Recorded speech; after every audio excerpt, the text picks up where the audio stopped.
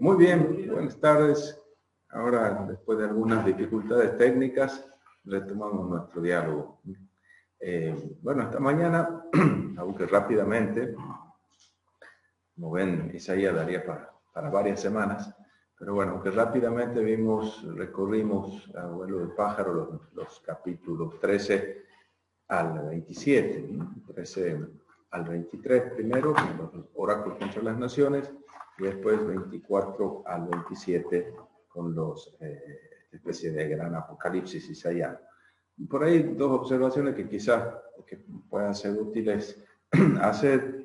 Se trata no simplemente de una colección disparatada, una antología desordenada, sino que está estructurada también con algún criterio, ¿no? Fíjense cómo en estos capítulos 13 al 23, que contienen oráculos contra las naciones, evidentemente está redactado en tiempos mucho más recientes que los otros textos, como hemos dicho, y tienen 10 oráculos contra las naciones, 10 masá, 5 de los cuales están antes del relato de la acción simbólica de Isaías desnudo en el capítulo 20.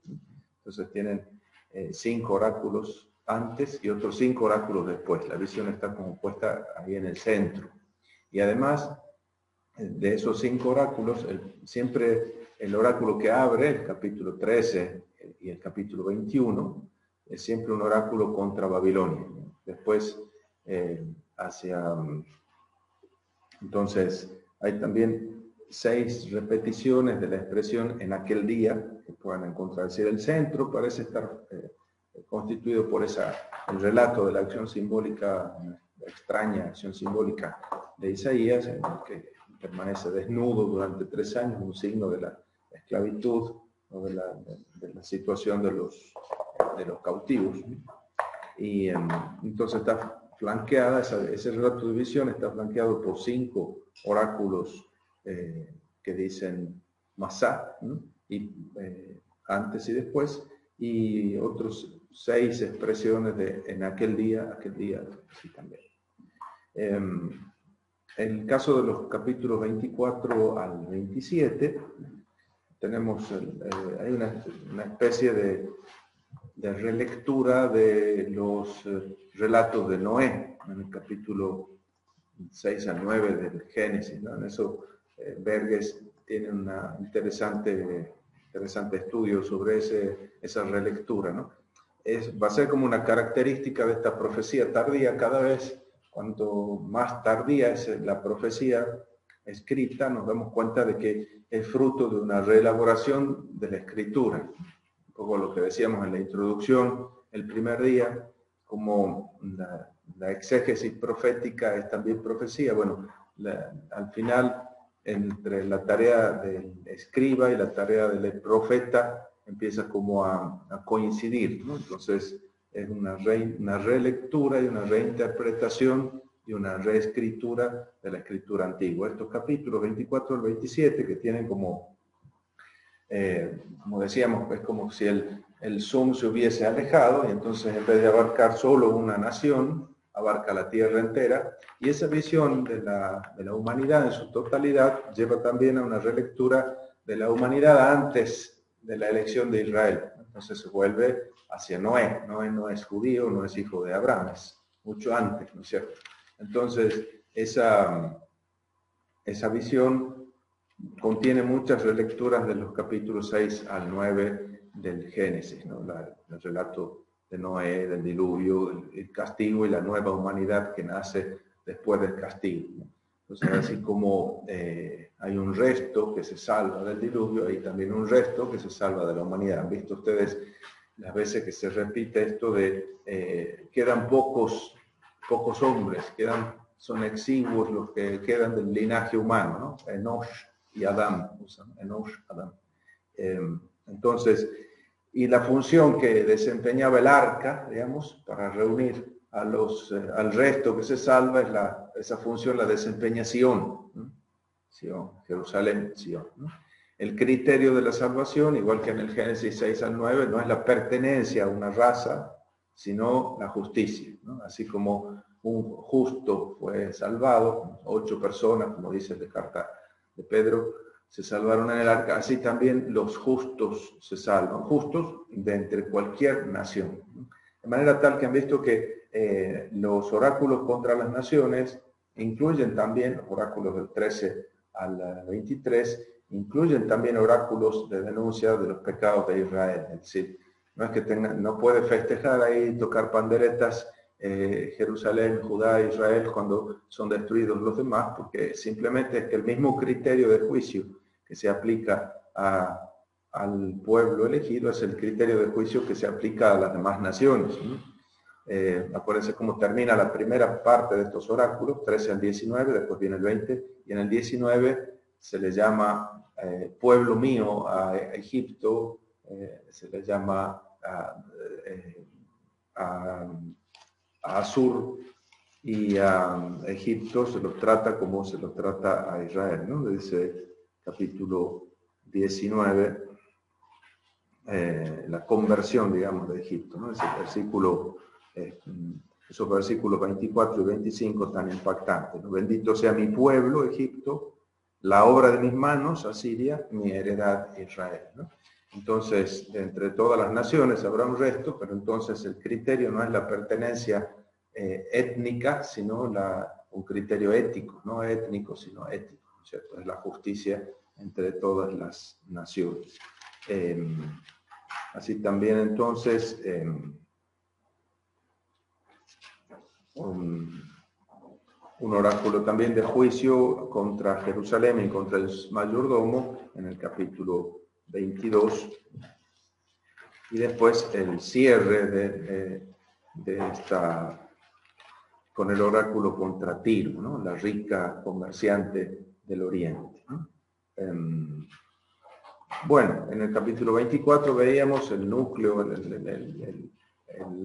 la imagen central es la que aparece en ese versículo 23, la de Yahvé como rey, ¿no? Para que se instaure el reinado de Dios, tienen que caer los reinados prepotentes de las demás naciones, ¿no?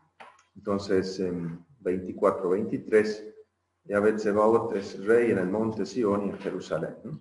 Si Sión se tiene que convertir en ciudad del rey celestial, ¿cómo debería ser su población? Entonces, ahora vienen estos capítulos 28 al 33 que, digamos, proponen la preparación de un pueblo que responda a esta vocación, ¿no? De aquí que los capítulos 28 al 33 retoman la tradición de los oráculos de juicio contra Jerusalén y Judá, Judá y Jerusalén, como dice el título al principio, ¿no? Oráculos de juicio contra Samaria, contra los falsos profetas, los malos consejeros, etcétera, etcétera, ¿no? Contra Jerusalén, contra la embajada de Egipto. Noten que aquí también hay algunos signos de estructuración, de redacción. Se trata de 5 ayes, ¿no? Ay, ¿no? Se abre el capítulo 28, ay de la arrogante corona de los borrachos de Efraín. 29, ay Ariel, Ariel, villa sitiada por David, ¿no? 29:15, ay de los que se esconden de Yahvé con el fin de ocultar sus planes y ejecutan sus obras en las tinieblas pensando, ¿quién nos ve o quién nos conoce? Capítulo 30, ay de los hijos rebeldes, oráculo de Adonai, que ejecutan planes que no son míos.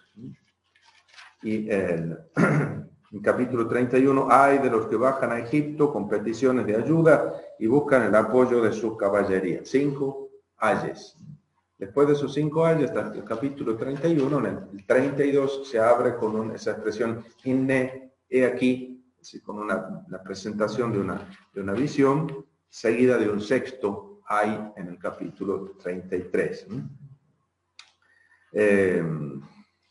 Entonces, he aquí o mirad, como podemos traducirlo al gen o hinne, es un deíctico, una indicación de algo que está allí cercano ante la mirada. Entonces, así como es interesante también en esa relectura que hace el texto de los capítulos 6 al 9 del Génesis, decíamos que está reflejada en los capítulos 24 al 27, el capítulo 27 termina de manera parecida como termina ese bloque en el Génesis, así como después del diluvio Noé planta una viña, así también el capítulo 27 termina con aquel día cantad a la viña deliciosa, yo Adonai soy su guardián, la riego de vez en cuando para que no le falten sus hojas, ¿no? La viña. Así termina el capítulo 27, una viña que es Israel que florece y que toda la superficie de la tierra, la faz de la tierra se llena de los frutos de esa viña, es decir, dice el capítulo 27, versículo 6, echará Israel flores y frutos, sus productos, sus frutos llenarán la tierra, ¿no? Son los frutos de justicia, de tzedakah, que espera el Señor, ¿no? Y eso hace que, por eso termina el versículo 13, los dispersos, retornan, dice, y adorarán a Yahvé en el monte santo de Jerusalén, ¿no? Es un final feliz de este bloque, los adoradores de todos los puntos cardinales que confluyen en Jerusalén, ¿vale? Entonces ahora, así como la canción, y aquí también hay varias alusiones en ese capítulo 27 a la canción de la viña del capítulo 5. ¿Verdad? Así como la canción de la viña estaba seguida de los ayes, hemos visto al principio, ¿se acuerdan? En el primer bloque. Así esta canción de la viña está seguida de estos ayes, capítulo 28, 29, 30 y 31. Entonces tenemos allí como analogías en la redacción de estos capítulos, ¿no? Señal de que el redactor de estos capítulos conoce la primera parte, es decir, ya la primera parte está redactada, ya tiene forma de libro, ¿no? Entonces aquí los ayes que siguen a esta canción de la viña del 27.2.6. En el 33.24, que es el último versículo, dice, nadie que habite allí dirá que está enfermo, la gente que resida allí le será perdonada su culpa, ¿no? La culpa perdonada a los que habiten allí, es el capítulo 33, ¿no? Se cierra así esos ayes. Una característica de estos capítulos es que une, los capítulos 32 y 33, es la alusión al rey, ¿no? 32.1 y 33.17, ¿no? Aquí un rey que gobierna para hacer justicia y los príncipes juzgan según el derecho, justicia y derecho, ¿no? Un juez justo. Serán como refugio contra el viento, como cobijo contra el temporal, como fluir de aguas en sequedad, como sombra del peñón en un erial. Y en el versículo 17 del capítulo 33, tus ojos verán a un rey gallardo, contemplarás una tierra dilatada. Entonces la figura esta del rey, un rey justo, no se dice quién es, todavía no sé. Si nosotros nos guiamos por el capítulo 24, ese rey es el mismo Dios, el mismo Yahvé, ¿no es cierto? Pero aquí queda sin nombrar, ¿no? Entonces, decimos que estos capítulos 28 al 33 señalan como el juicio respecto de aquellos sobre los cuales debería poder reinar Yahvé, ¿no es cierto? ¿Qué condiciones tiene que cumplir Jerusalén, Sión, para que sea la ciudad del Rey Celestial, ¿no? Cómo debería verse, cómo debería ser su población, ¿no? Entonces de aquí que los ayes, estos ayes que encontramos en los capítulos 28 al 33, atañen fundamentalmente a la población de Israel, a sus dirigentes, a los políticos de Jerusalén, ¿no? Entonces, los distintos oráculos de estos capítulos tocan a los responsables de la justicia y el derecho en la ciudad de Jerusalén. 28.5 aparece allí entonces, aquel día será Yahvé Tsebaot como corona de gala, diadema de adorno para el resto de su pueblo, anhelo de justicia para los reyes, para los jueces energía para quienes rechazan en las puertas a los atacantes. Las puertas no son necesariamente las puertas abiertas o cerradas de una ciudad simplemente como defensa contra agresión extranjera, sino que la puerta es el espacio donde se realizan los juicios, ¿no? La puerta es un lugar espacioso, normalmente con casetas varias para la guardia, pero es el lugar donde se instala el juez para juzgar, ¿no? Puertas, acuérdense que hay varias palabras para señalar puertas, de ahí viene lo forense, viene también de la puerta, ¿no? De phyros en griego, puerta. Acuérdense que viene también foras en latín, y el lugar donde se establece el juicio es también el espacio forense, ¿no? Bueno, digamos, también en la lengua se asocian estas realidades. Entonces, el versículo 5 del capítulo 28 habla de Yahvé como corona para el resto de su pueblo, ¿no? Solo este resto parece sobrevivir al juicio, al castigo.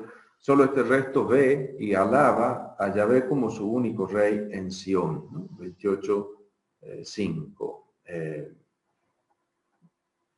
Entonces, después contra los falsos profetas, en 28:7, contra los malos consejeros, en 28:14,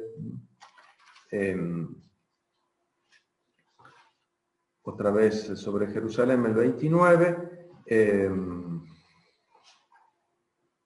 después en el capítulo 30, siempre el tema de la justicia que se repite, ¿no?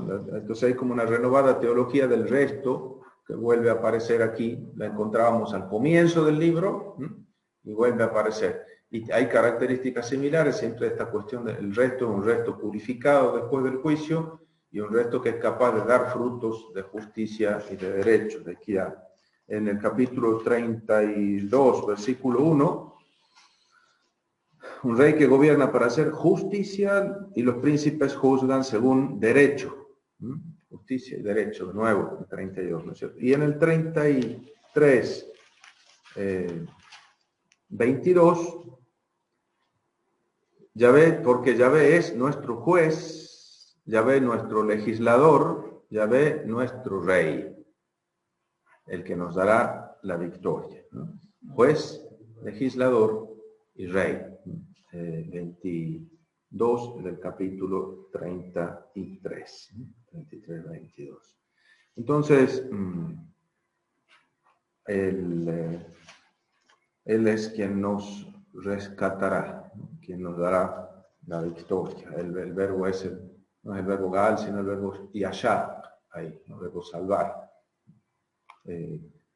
Ese verbo, la acción de salvar, la acción del verbo yashak, que aparece muchas veces en el libro de Isaías, cuyo nombre está compuesto con esa misma raíz, puede estar traducido de varias maneras, porque la acción esta de yashak, si es vista desde el sujeto o si es vista desde el objeto, ¿no? Salvado, ¿no?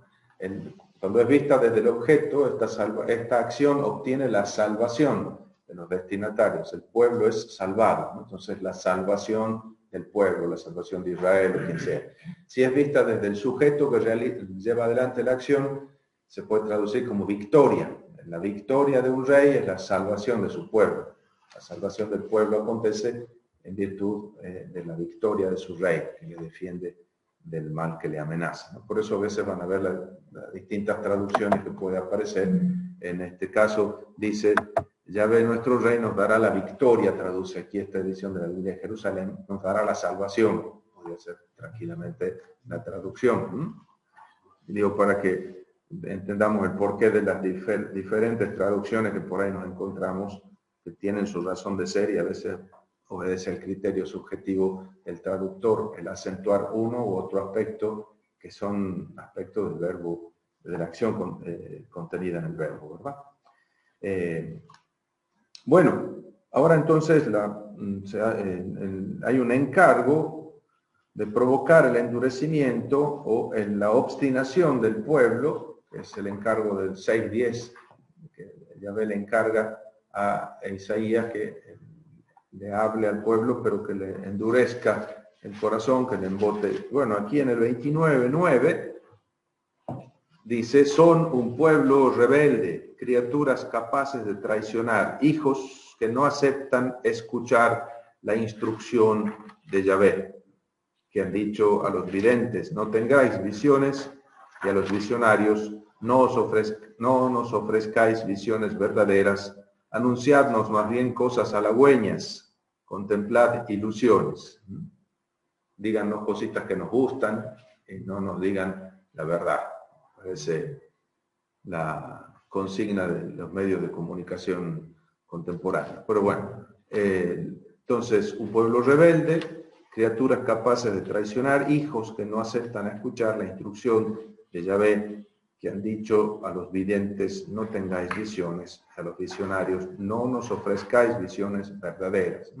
Entonces, un vínculo con la primera parte de Isaías 1, 2, 4, ¿se acuerdan de los hijos? Se crié y saqué adelante, y sin embargo ellos se rebelaron contra mí, hijos rebeldes. Y después el capítulo 6, versículo 10, la misión de Isaías, que al fin y al cabo es la de poner en evidencia, sacar a la luz la cerrazón, la ceguera, la sordera del pueblo, ¿no? Entonces, esa obstinación o ese endurecimiento que parecía que iba a caracterizar la misión de Isaías en el capítulo 6, ahora parece quedar abolida en el capítulo 29, ¿no? Apartaos del camino, desviados de la ruta, quitad ya de nuestra vista al Santo de Israel. Esa es la respuesta de Israel endurecido, ¿no? Y sin embargo, en los versículos 18 y siguientes se consigna aquí el cambio de situación, ¿no? Esto que aparecía en el capítulo 6, aquí cambia completamente. Pero Yahvé, 29-18, ¿no? Yahvé aguardará y se apiadará, se pondrá en pie para perdonaros, porque Dios de equidad es Yahvé. Dichosos los que esperan en él. Y entonces, el perdón de Dios en el capítulo 29, versículo 18, otra vez en el, perdón, estoy leyendo el 30, 29-18. Aquel día los sordos oirán las palabras de un libro, ¿no? Y desde la tiniebla y desde la oscuridad los ojos de los ciegos las verán. Los oídos de los sordos oirán las palabras de un libro. Varias veces hay alusión a un libro, el libro del Señor en estas secciones. Todo hace pensar que se trata del libro de Isaías, es decir, en el libro se habla de sí mismo. Hay referencias al mismo libro de Isaías en el que está consignada esta palabra del Señor para su pueblo. 29-18. En 30, pero podemos leer desde el 18 en adelante también, el perdón de Dios, y en el versículo 20 sobre todo, 30, 20, 21, ya no os dará el Señor pan tasado y agua racionada, el tema que aparecía en el capítulo 7 como situación de dificultad. Ya no se ocultará su maestro, con sus ojos verán a su maestro, ¿no? Moré será el término, supongo, en hebreo ahí, no me acuerdo cuál es. 30-20.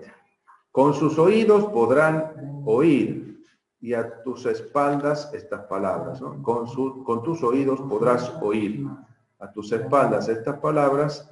Este es el campo, id por él, ya sea a la derecha, a la izquierda. Capítulo 30, versículo 20 y 21. Moreja, sí, Moreja, tu maestro, ¿verdad? Y entonces, acuérdense que More es de la misma raíz de Torah, ¿no? El que enseña, ¿no? El que instruye. El verbo es yará, y de ahí viene Torah, la enseñanza o la instrucción, y el participio es More, ¿no es cierto? El que enseña.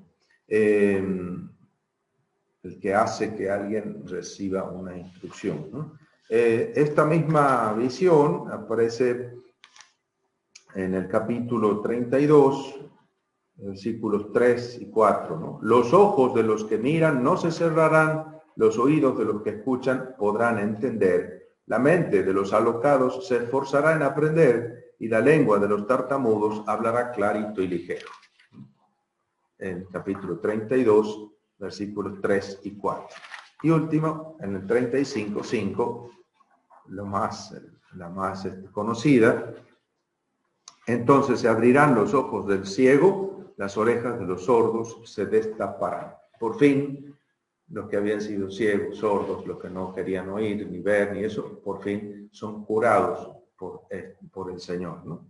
De esa manera entonces queda abolida la obstinación, el endurecimiento del corazón, esa obcecación que parecía caracterizar la situación del pueblo y que era puesta en evidencia justamente por la predicación de Isaías, ¿no? Estoy buscando como subrayar todas las conexiones que hay, ¿visto? En el libro, es decir, estos textos releen aquellos textos y les dan un nuevo sentido, lo actualizan, ¿no? Solo esta gente, entonces, liberada de la culpa y del endurecimiento, solo este pueblo así liberado podrá ver a su rey, ¿no? En 33:17, tus ojos verán a un rey gallardo, contemplarán una tierra dilatada. Ahora sí, podrás ver con tus ojos al rey. 33:17. Aquí funciona. Entonces, y en el 33:20 también, contempla ahora a Sión, villa de nuestras solemnidades. Tus ojos contemplarán a Jerusalén, albergue firme, tienda estable, sus clavijas nunca serán removidas, sus cuerdas nunca serán arrancadas.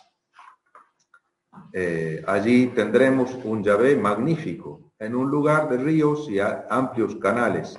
No navegarán barcos de remos, no lo atravesarán navíos de alto bordo, porque Yahvé es nuestro juez, nuestro legislador, aquel que nos dará la salvación.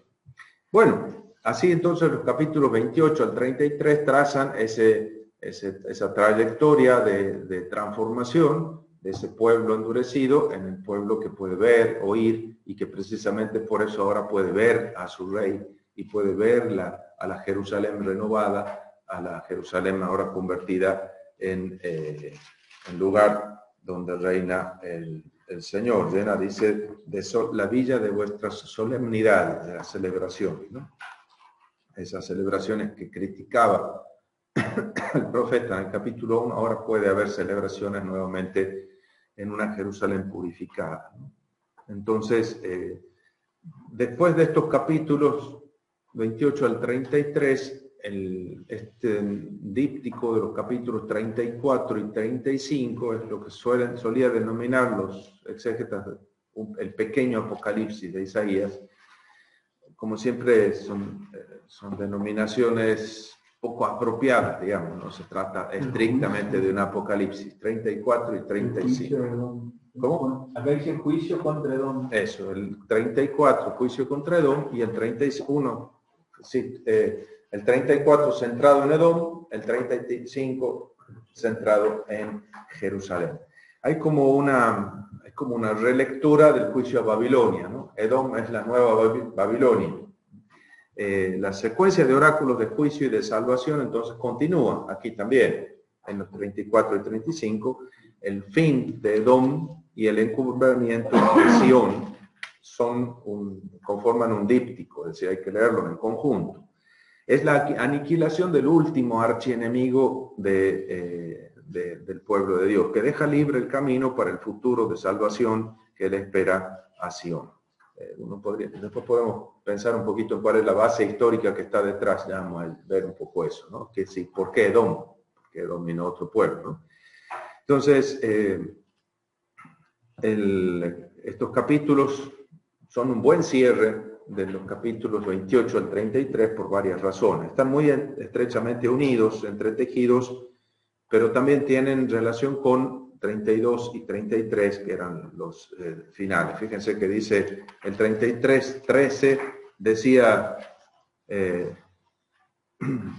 oíd los lejanos lo que he hecho, enteraos los cercanos de mi fuerza, o los cercanos reconoced mi fuerza, ¿no? Es la oración, frase que estaba repitiendo estos días yo.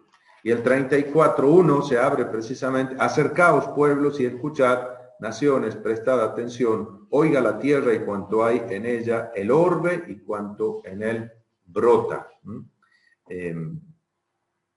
La población del mundo entero es convocada aquí, cercanos y lejanos, pueblo de Israel, pueblos paganos, todo el mundo es convocado para ser testigos de este anuncio, ¿no? La población del mundo entero va a asistir al juicio de Edom, es en la perspectiva de las demás naciones, ¿no? En 32 y 33 decíamos estaba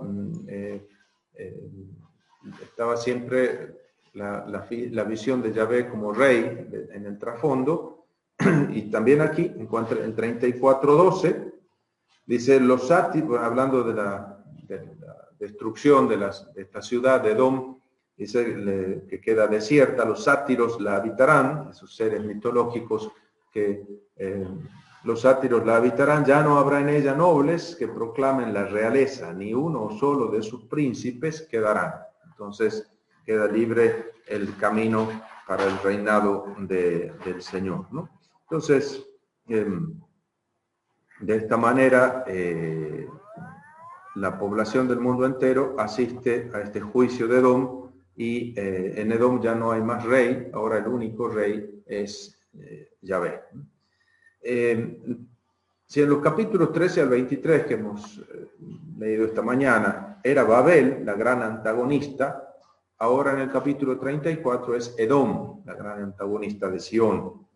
Entonces Edom completa en el capítulo 34 la serie de oráculos contra las naciones hostiles, fundamentalmente contra Asiria, Babel y ahora Edom.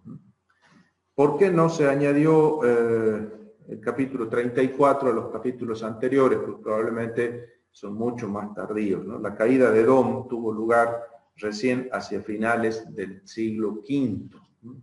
Cuando los capítulos 13 al 33, 13 al 23, perdón, ya estaban completos y redactados, ¿no? Entonces, así como una babilonización de los oráculos contra las naciones, con el añadido del capítulo 13 y el capítulo 21, ahora hay un añadido ya tardío, mucho más tarde, en el siglo V, de esta sección 34 al 35, ¿no? Que probablemente son la bisagra ya para unir estos capítulos del proto-Isaías, llamado así, con el bloque ya constituido de los capítulos 40 al 55 que vamos a estudiar mañana. Entonces, Edom aparece como la gran discípula de Babel, la maestra de las maldades, la bruja por excelencia es la Babel, y entonces Edom aparece entonces como la discípula predilecta de Babel. De hecho, si escarbamos un poco en la historia, Edom aparece así tan mal vista por Judá, aún teniendo vínculos étnicos fuertes, ¿no es cierto? Porque se aprovechó de las circunstancias de la deportación para ir avanzando desde el sur y conquistando territorios que eran de Judá y ocupando tierras de Judá, ¿no? Fueron ocupando a la fuerza estos territorios, aprovechando que los judíos eran deportados a Babilonia, ¿no? ¿Cuántos me quedan? Entonces, la derrota de Edom va a retomar el final de Babel, ¿no? Entonces, así como en el capítulo 13, 21-22, ven cómo es, otra vez hablamos de relecturas, ¿verdad? Ahora relecturas de estos capítulos de Babel. En el capítulo 13 tendríamos ese oráculo contra Babilonia que visionó Isaías, hijo de Amós. En los versículos 21-22 dice: allí se congregarán las alimañas y se llenarán sus casas de mochuelos. Allí morarán las avestruces y los sátiros brincarán allí. Las hienas aullarán en sus alcázares y los chacales en sus palacios de recreo. Su hora está a punto de llegar. Sus días no tendrán prórroga. 13, 21 al 22, referidos a Babilonia. Pasamos al 34 y leemos cosas semejantes referidas a Edom. 34:11. La heredarán el mochuelo y el erizo, la habitarán la lechuza y el cuervo. Tenderá Yahvé sobre ella plomada de caos, nivel de vacío, es decir, para arrasar y comprobar que todo está al ras, ¿no? Tirar plomada. Los sátiros la habitarán, ya no habrá en ella nobles que proclamen la realeza, ni uno solo de sus príncipes quedará. Fíjense que se retoma incluso literalmente algunas de las expresiones que se aplicaban a Babilonia para aplicárselas ahora a Edom. Ahora Babilonia se llama Edom. Esta relectura prosigue y después, incluso en el Targum, vamos a ver cuando ya el traductor traduzca al arameo estos textos, ya en tiempos mucho más tardíos, así como en Isaías dice, hoy Babilonia se llama Edom, entonces en el Targum va a decir, hoy Edom se llama Roma, ¿no? Con la misma libertad, ¿no es cierto? Entonces, de actualizar los textos, hay que ver cómo se llama Edom, cómo se llama Roma, cómo se llama Babel hoy, ¿no es cierto? También tenemos que hacer ese ejercicio, ¿no? Entonces, también en el Levítico 11, en Deuteronomio y muchos otros textos se mencionaban estos mismos términos, ¿no? 34:16, buscad el libro de Yahvé, de nuevo. Buscad el libro de Yahvé y leed, no faltará ninguno de ellos echará en falta a otro. Está explicándonos esto que acabo de decir hace rato, ¿no es cierto? Es decir, esto que estoy diciéndole no es novedad. Buscad en el libro de Yahvé. Es decir, busquen en el libro de Isaías capítulo 13. Ahí está ya dicho esto que estoy diciendo ahora. Esto dice el actualizador, ¿no es cierto? El escriba que está releyendo el capítulo 13 y aplicando estas cosas a Edom. Buscad en el libro de Yahvé. Digo, es la explicación como más sensata, más inmediata, digamos, que podemos hacer de la expresión el libro de Yahvé. También se puede pensar quizá en un libro en el que Dios escribe los destinos de los pueblos en el cielo, pero bueno, eso no se dice aquí. Eso es imaginación del intérprete y del que pone la nota de la Biblia de Jerusalén también, ¿no? También se le puede identificar con el libro de los decretos del Señor referentes a su creación, pero bueno, eso no está dicho en el texto, ¿no? Siguiendo entonces esta línea, 34:16, por eso me parece interesante el ver cómo se va haciendo esta relectura, ¿no? Esta actualización en el mismo libro, es decir, dentro del libro profético vemos las huellas de su relectura. Esta parece ser como una indicación de los escribas que dejan constancia de lo que están haciendo ellos mismos, ¿no? Ese versículo 16. Entonces, con Edom ha quedado aniquilado el último enemigo y se completa así la paz de Sión. 34:8 decía eso. Pues es día de venganza para Yahvé, año de desquite del defensor de Sión, ¿no? Es el día de pagarle a cada uno lo que él merece recibir, ¿no? Entonces, a Edom lo que merece, a Sión lo que merece, ¿no? Día de la venganza de Yahvé. Acuérdense que esto nosotros lo vamos a volver a encontrar después en el Trito Isaías, en el capítulo 61, ¿no? Vamos a ver qué, pero una venganza sui generis, la del Señor en ese caso. Ya vamos a ver, ¿no? Una revancha. Capítulo 35, versículo 4 también. Decid a los de corazón inquieto, sed fuertes, no temáis. Mirad que llega vuestro Dios vengador, el que os trae la recompensa, la paga. Vendrá y os salvará. 34:8 y 35:4.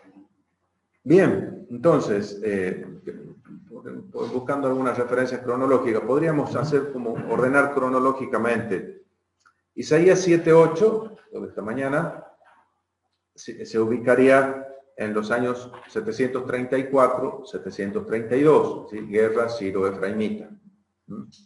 Los enemigos son Samaria e Israel, que amenazan a Judá, ¿cierto? En el capítulo 20, Isaías 20, ahí estamos en los años 713 a 711. Ahí está una revuelta de Filistea que intenta rebelarse contra Asiria, con el apoyo de Egipto siempre, y la advertencia de Isaías mediante esa acción simbólica de su desnudez en el capítulo 20, como diciendo, así van a estar ustedes si siguen por el mismo camino, se van a terminar cautivos, desnudos como están los cautivos, ¿no? Entonces estamos en el 713, 711, ¿no? Los capítulos 28 al 31, estos capítulos de oráculos contra Israel, de los capítulos 28 al 31, habría que ubicarlos en el 705, 701. El material básico, ¿no es cierto?, sería dichos, oráculos de Isaías, palabras de Isaías del siglo VIII contra la política anti-asiria de Ezequías en esos años, ¿no? Se ha ido levantando cabeza Ezequías, sintiéndose fuerte contra Asiria, ¿no? En el 705, hemos dicho, fue la muerte repentina de Sargón II en una batalla, y entonces muchos pensaron, bueno, aquí va a debilitarse el poder de Asiria y nosotros vamos a poder rehacernos. Ezequías toma parte en una coalición contra Asiria, junto con las ciudades de Filistea, es decir, con Ascalón, Ecrón. Acuérdense que la Filistea está constituida por una pentápolis, son 5 ciudades-estado, ¿no?, en la costa mediterránea hacia el oeste de la franja de Israel, ¿no? Estas ciudades filisteas han involucrado al Estado de Judá contra Asiria. Entonces estos capítulos, igual que el capítulo 20, también los capítulos 28 al 31, son una denuncia contra esa ilusoria política anti-asiria que están queriendo llevar a cabo estas ciudades de la Pentápolis y en la que han envuelto también al piadoso rey Ezequías. Confiando siempre en la política de Egipto. Está siempre arengando a los estados más chiquitos, está, como les digo siempre a mis alumnos, ¿no es cierto?, ahí a estos los está usando como carne de cañón, les hace contra Asiria, ¿no? Les hace chúmbale, ¿no es cierto?, para que se vayan y lo ataquen a Asiria. Asiria desperdicie sus municiones contra esto y entonces él aproveche, ¿no? Siempre las grandes potencias se encargan de arengar y de entusiasmar a los pequeños para que hagan estas cosas, ¿no? Y después se aprovechan ellos de la cuestión, ¿no es cierto? Arman la guerra y después hacen negocio con las reconstrucciones. La historia se repite infinitas veces, ¿no? Pero claro, después de Sargón II, hemos dicho, creo esto, en algún momento, le sucede a Sargón II su hijo, Senaquerib, 705 a 681, que no es más débil que su padre, al contrario, reacciona con mucha dureza y reacciona contra los levantamientos de las naciones en el oeste, al oeste de Asiria, es decir, toda la Filistea y Judá. Y ahí entendemos nosotros cuál es la razón del sitio de Jerusalén de los capítulos 36 y 37, ¿verdad? Es decir, de la amenaza esa, porque es que acaban de levantarse estas naciones. Ascalón y Ecrón son tomadas por un contingente egipcio que venía en ayuda. Es decir, había un contingente egipcio que vino en ayuda de estas ciudades a las que había entusiasmado para rebelarse, pero es derrotado por las tropas de Senaquerib cerca de Asdod. Bueno, entonces vemos cómo está el trasfondo, ¿no? Egipto, por eso dice, le dice, ¿cómo se llama? El Rabshakeh, el gran copero, le dice, no busques ayuda en Egipto. Egipto es como una caña quebrada, que querés apoyar en ella y te traspasa la mano, ¿no es cierto? Flor de bastón es ese, ¿no es cierto? Una caña quebrada y astillada porque acabamos de derrotarlo, acabamos de terminar con el destacamento que ha mandado en supuesta defensa de estos estados que habían entrado en su política. Senaquerib cuenta que han sido 46 las localidades de Judá que han caído bajo su ejército, que han sido tomadas. El caso más paradigmático, más emblemático, es el de Lachish. Ezequías queda en Jerusalén como un pájaro en la jaula. Esa es la expresión que usa incluso los escritos de Senaquerib, ¿no? Como un pájaro en la jaula. Ahí está totalmente a merced del emperador de Asiria, ¿no? Bueno, el sitio de Lajish, esto no podemos tampoco meternos demasiado en eso, pero hay que saber que ha habido catastróficas consecuencias para Judá, porque Ezequías tuvo que pagar un pesadísimo tributo. Eso aparece en el libro, en la versión del libro de los reyes, aparece el pago del tributo, es silenciado prudentemente por la versión de Isaías, ¿no? Isaías 36 no menciona eso. Judá entonces es puesta en manos de las ciudades filisteas, pero que no se rebelaron. Entonces Sennacherib castiga a los que se han rebelado y les da poder a las que no se rebelaron. Y Judá queda un poco a merced de estas ciudades leales a Sennacherib de Asiria. Jerusalén sigue eximida, digamos, eximida del castigo, es verdad, no la destruyen todavía en el 701. Probablemente para no debilitar del todo las fronteras del imperio asirio con Egipto. Tampoco hay que abusar de la cuestión, que si deja todo destruido, entonces no tiene quien le cubra las espaldas a Asiria, ¿verdad? Entonces, esta exención, este perdón es celebrado en el 701, es celebrado como si fuese una victoria, pero es una victoria porque han pagado lo que tenían que pagar, ¿no es cierto? Entonces, aquí hay como una advertencia en todo el libro de Isaías contra toda política anti-asiria. No hay ninguna crítica directa contra Ezequías, fíjense que no aparece en el texto más que las alusiones o lo que uno puede leer entre líneas en el capítulo 39, pero no hay ninguna alusión, no hay ninguna condena directa a Ezequías, ¿no? A esta política perjudicial le caen, sin embargo, todos los ayes que hemos encontrado en los capítulos 28, 29, 30 y 31 a continuación, y los discursos de condena que aparecen también en los mismos capítulos estos a los que hago referencia, ¿no? Por ejemplo, el capítulo 28, 7 al 18, también el tema de los falsos profetas, ¿no? Los falsos profetas. También esos por el vino desatinan, por el licor divagan. Sacerdotes y profetas desatinan por el licor, se ahogan en vino, divagan por causa del licor, desatinan en sus visiones, titubean en sus decisiones. Sus mesas están llenas de vomitonas, no queda sitio para la inmundicia. ¿A quién dotará el reconocimiento? ¿A quién hará entender el mensaje? ¿A los recién destetados? ¿A los que ya no maman? Porque dice, Saula Sau, Saula Sau, Kaula Kau, Kaula Kau, Zeod Sham, Zeod Sham. Sí, con palabras extrañas, en una lengua extranjera, va a dirigirse a este pueblo al que ya había dicho, esto es lugar de descanso, da descanso al fatigado, esto es lugar de reposo, pero no quisieron escuchar. Y ahora es el Señor, ya ve quien les dice, Saula Sao, Kaula Kau, así, la burla del Señor, ¿no? Para que tropiecen y caigan de espada, magullados, atrapados. ¿Sí? ¿Les gustan las falsas profecías? ¿Les encanta que los engañen? Bueno, los engaño con gusto. Entonces los oráculos condenatorios, hasta el versículo 18 podemos leer todo eso. Por tanto, oíd la palabra de Yahvé vosotros, hombres burlones, gobernantes de este pueblo de Jerusalén. Vosotros habéis dicho, hemos hecho alianza con la muerte, hemos pactado con Sheol. Cuando pase el azote desbordado, no nos alcanzará, porque nos hemos refugiado en la mentira, en el engaño, nos hemos escondido. Nos encanta que nos digan mentiras, ¿no?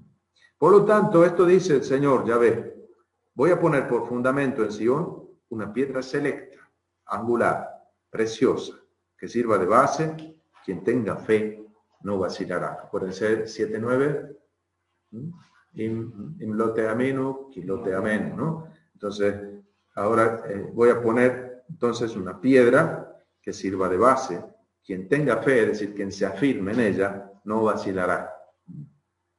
Pondré la equidad como plomada y la justicia como nivel. ¿Cuál es el criterio de juicio? La justicia y el derecho. El granizo barrerá vuestro falso refugio. Las aguas inundarán vuestro escondite. Será rota vuestra alianza, la que hicisteis con la muerte. Se arruinará vuestro pacto con el Sheol Cuando pase el azote desbordado, os convertiréis en un holladero pisoteado. Bueno, entonces, a esa serie de oráculos de crítica contra la política antiasiria de Judá, se le añade, termina este capítulo 30 con una acción simbólica a la que hemos aludido al comienzo del curso. Capítulo 30, versículos 8 al 10. ¿Alguien se puede leer? Con esto podemos ir terminando.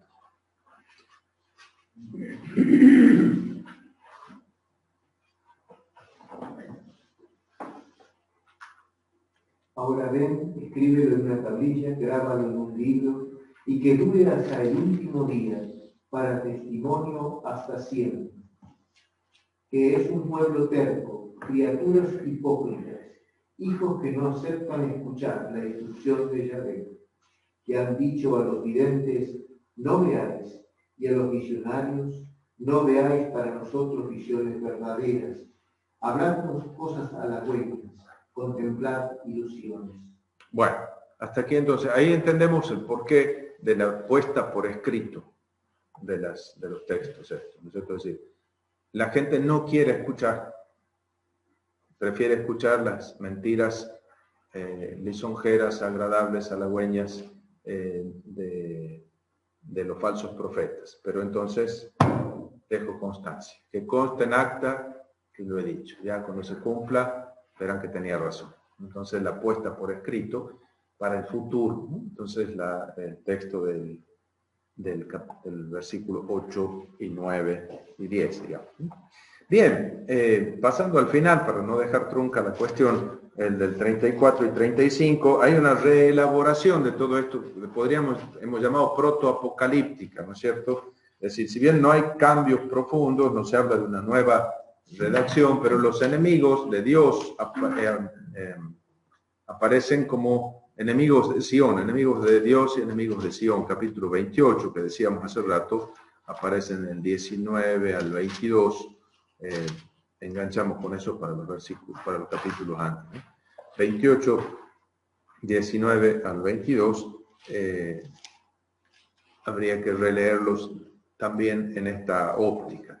Entonces, los capítulos 34 al 35 tenemos aquí. Hay una imagen doble, como hemos dicho, Edom como archienemigo, Edom queda sometido a los invasores árabes ya a mediados del siglo V. Entonces, ahí sufre ese castigo con el cual se lo amenazaba. Isaías 34, a causa del mal actual de Edom, entonces, dice, entonces tendríamos que situar estos textos ya en el siglo V, ¿no? En 34:16 es lo que hemos leído hace rato, buscad el libro de Yahvé, ¿no? Entonces, Isaías 34 mira a Isaías 13 y 21, que son los dos oráculos contra Babilonia, y los actualiza. En cambio, Isaías 35 mira a los capítulos 40 al 55, a la restauración, a la consolación de Sion. Entonces, estos capítulos son como el puente entre el proto y el deutero Isaías, ¿no? Isaías 35 supone que el final del proto Isaías no era el 33-24, sino que ya supone el capítulo 34, ¿no? Entonces, 34 y 35 están separados desde el punto de vista diacrónico, pero desde el punto de vista sincrónico están unidos y forman un puente entre la primera y la segunda parte de Isaías, ¿no? Habría sido compuesto así, como un puente con esa doble función, ¿no? Como el 35 como contrapartida del 34 y abriendo las puertas para engarzar los capítulos 40 al 56.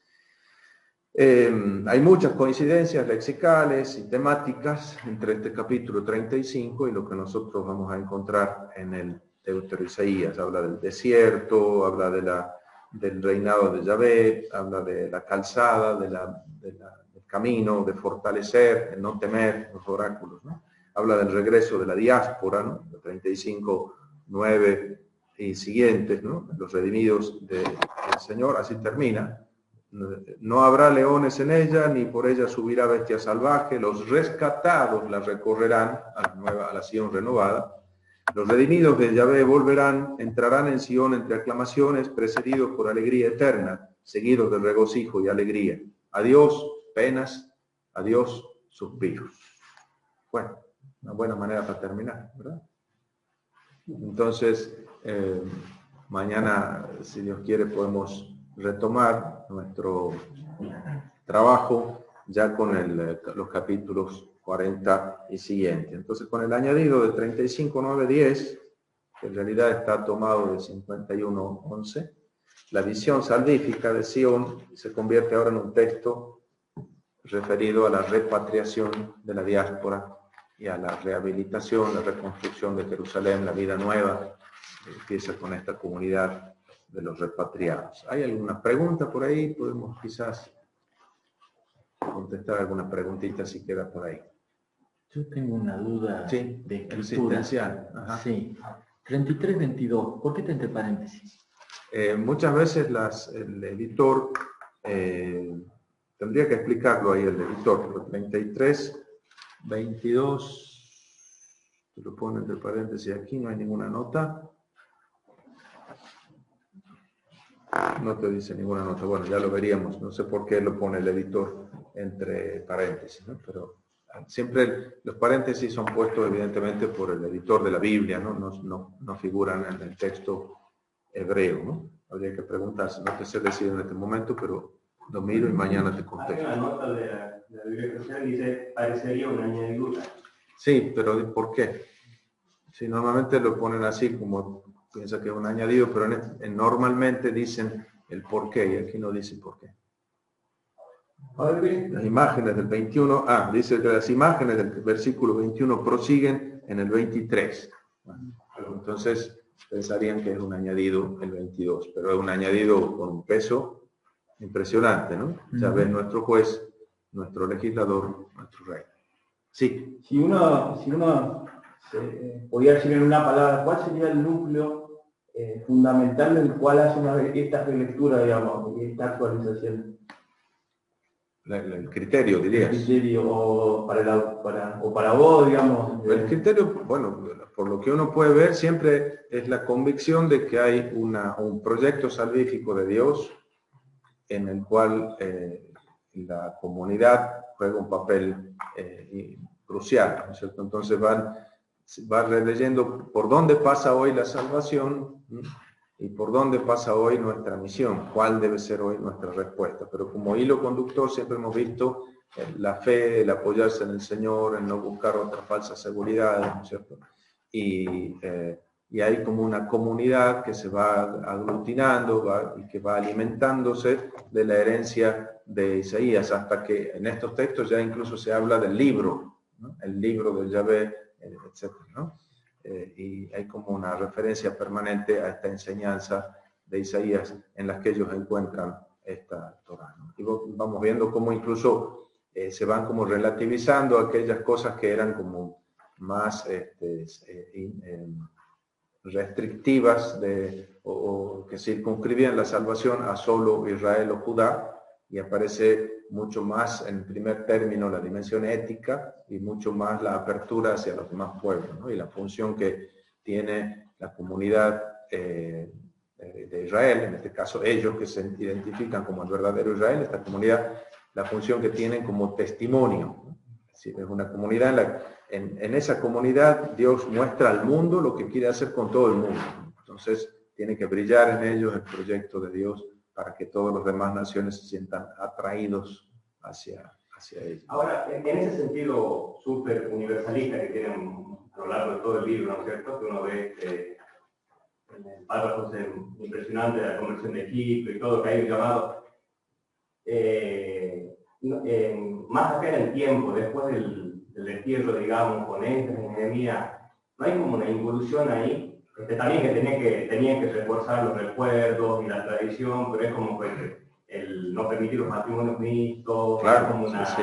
como una involución de ese universalismo. Bueno, lo interesante del asunto es que nosotros tampoco es tan uniforme las posturas que aparecen en el libro de Isaías, ¿no? También hay algunos que son más restrictivos, otros más abiertos. Vamos a vernos en el trito de Isaías, como hay como recular también en algunos casos cuando ven. Pero además, lo maravilloso de la cuestión es el canon. El canon refleja todas estas propuestas de constitución de la nueva comunidad después del exilio, y no todas las propuestas son armónicas, ¿no? Entonces encontramos esta apertura enorme, por ejemplo, en Isaías, vamos a encontrar en el 56, sobre todo cuando leamos frases que están como chocan frontalmente con Ezequiel, por ejemplo, ¿no? En lo que hace a la apertura frente a las naciones y demás. Pero lo interesante es eso, existe un Esdras que limita los matrimonios contra los extranjeros, etcétera, pero también existe un Jonás con una apertura enorme a las naciones, ¿no es cierto? Los paganos se portan siempre mejor que los judíos en Jonás, ¿no? Los marineros que van en la nave son mucho más religiosos que él, que está durmiendo en el fondo. Él se quiere escapar de la voluntad de Dios, y los asirios, apenas él les habla de la conversión, se convierte en toda la ciudad de Nínive. Y entonces Deuteronomio dice: no serán admitidos los extranjeros, los moabitas, ninguno, ni hasta la tercera generación no serán nunca admitidos en la comunidad de Israel. Y Ruth le dice: ah, sí, la abuela de David era moabita, dice, ¿no es cierto? Entonces, estas reacciones que son interesantes, ¿no es cierto? Pues y todas esas están acogidas en el canon, ¿no? Como que hay que aceptar esa tensión, esa pluralidad de posiciones que evita que ninguna de ellas se absolutice. Eso es lo interesante. Así que ahorita hay una pregunta. ¿Bien? Sale de la vaina por una pregunta, Gabriel. Me había quedado con un versículo acá cuando se habla en el capítulo 33 de la gloria futura de Sion. Cuando dice, porque allí el Señor se muestra magnífico con nosotros, como un lugar de ríos y canales anchurosos. Yo me preguntaba si esta visión no tiene que ver con una visión paradisíaca, ¿sí? Donde estaba Dios con el hombre y donde había 4 ríos en el Edén. No sé si tiene que ver como... no hay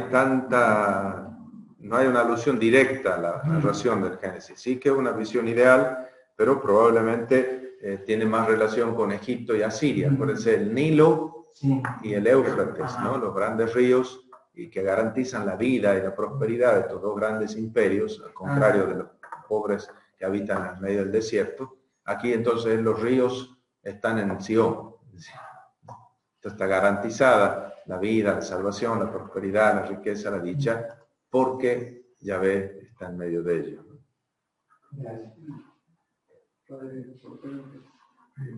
Muy bien. Gracias, dice. Bueno, por mañana sí. Material impreso de las exposiciones no tengo más que mis esquemitas nomás, que no los entiende más que Blunder.